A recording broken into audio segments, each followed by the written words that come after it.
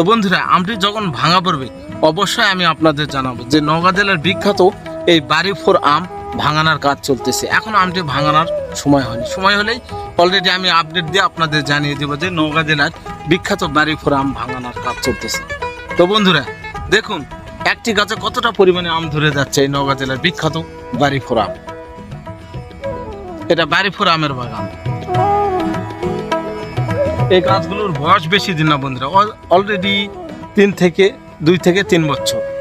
2 থেকে 3 বছরের মধ্যে একটি গাছে কতটা পরিমাণে আম আসছে দেখেন। একটা পরিবার অনায়াসেই খেতে পারবে এই আমগুলো। যে কেউ যদি একটা ছাদেও লাগায় এই বাড়িফোর আম, তারপরে এই আম দিয়ে তার পরিবার মোটামুটি একটু পুষ্টির চাহিদাটা মিটে যাবে। তো নওগাঁ জেলার আমের কথা তো মুখে বলে শেষ করা যাবে না। যার স্বাদটা নিতে হলে অবশ্যই আপনাকে এই আমটা একটু হলেও মুখে দিতে হবে, তারপর বুঝতে পারবেন যে নওগাঁ জেলার